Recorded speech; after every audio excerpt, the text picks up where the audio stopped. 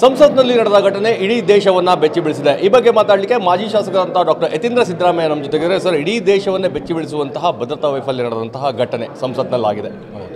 It's a serious breach of security. ಪಾರ್ಲಿಮೆಂಟ್ನಲ್ಲಿ ಅಷ್ಟು ಸುಲಭವಾಗಿ ಯಾರು ಕೂಡ ಹಂಗೆ ಹೋಗೋಕ್ಕಾಗಲ್ಲ. ಪಾಸ್ ಇದ್ದರೂ ಕೂಡ ಹಲವಾರು ಲೆವೆಲ್ ಆಫ್ ಸೆಕ್ಯೂರಿಟಿಲಿ ಪಾಸ್ ಮಾಡಿ ಅಲ್ಲೆಲ್ಲರೂ ಕೂಡ ಚೆಕ್ ಮಾಡೇ ಬಿಡೋದು. ಅಂಥದ್ರೊಳಗೆ ಅವರು ಒಳಗಡೆ ಏನೋ ಗ್ಯಾಸ್ ಕ್ಯಾನಿಸ್ಟರ್ಗಳನ್ನು ತೆಗೆದುಕೊಂಡು ಹೋಗಿದ್ದಾರೆ ಅಂತ ಇರುತ್ತೆ. ಹಾಗಾಗಿ ಅದನ್ನೆಲ್ಲ ತೆಗೆದುಕೊಂಡು ಹೋಗಿ ಸಾಧ್ಯ ಆಯಿತು ಅವ್ರಿಗೇನೋದು ಗೊತ್ತಾಗಬೇಕು. ಮತ್ತು ಈ ಯಾರು 4 ಜನ ಹೋಗಿ ಅಲ್ಲಿ ದಾಂಧಲೆ ನಡೆಸಿದ್ದಾರೆ ಅದ್ರೊಳಗೆ ಇಬ್ಬರು ಮೈಸೂರು ನಿವಾಸಿಗಳೇ. ಮತ್ತು ಅವರಿಗೆ ಮೈಸೂರಿನ ಸಂಸದರಾದಂಥ ಪ್ರತಾಪ್ ಸಿಂಹ ಅವ್ರ ಆಫೀಸಿಂದ ಪಾಸ್ ಸಿಕ್ಕಿದೆ ಅಂತ ಹೇಳ್ತಾರೆ. ಕೆಲವರು ಹೇಳ್ತಿದ್ದಾರೆ ಪಾಸ್ ಆ ರೀತಿ ರೊಟೀನಾಗಿ ಎಲ್ರಿಗೂ ಕೊಟ್ಬಿಡ್ತೀವಿ ಅಂತ. ಅದು ಸುಳ್ಳು. ಯಾಕೆಂತಂದರೆ ನಾವು ವಿಧಾನಸೌಧದಲ್ಲಿ MLA ಆಗಿದ್ದಾಗಲೇ ಪಾಸ್ ಕೇಳೋರು, ಬಟ್ ನಾವು ಎಲ್ರಿಗೂ ಹಾಕಿ ಸುಮ್ಮನೆ ಕೊಡ್ತಿಲ್ಲ. ನಮಗೆ ಗೊತ್ತಿದ್ದು ಅವ್ರು ಕಾಂಗ್ರೆಸ್ ಪಕ್ಷದ ಕಾರ್ಯಕರ್ತರು ಅಂತ ಗೊತ್ತಿದ್ದು, ಅಥವಾ ನಮ್ಮ ಲೀಡರ್ಗಳ ಕಡೆಯವರು ಅಂತ ಗೊತ್ತಿದ್ದು, ಅವ್ರಿಗೆ ಶಿಫಾರಸು ಮಾಡಿದ್ರೆ ಮಾತ್ರ ಕೊಡ್ತೀವಿ.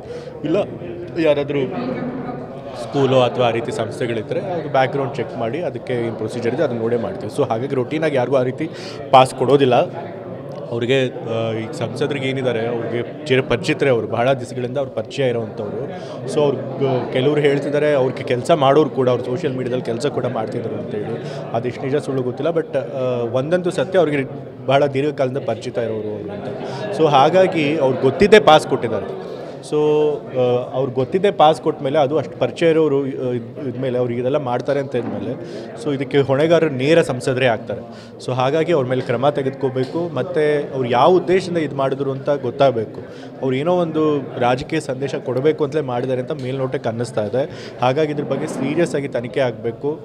ತನಿಖೆ ಆಗಿ ಅಲ್ಲಿ ತನಕ ಅದಕ್ಕೆ ಹೊಣೆಗಾರಿಕೆನ ಸಂಸದರ ಮೇಲೆ ಹೇರಿಸಿ ಅವ್ರನ್ನ ಅಮಾನತು ಮಾಡಲೇಬೇಕು.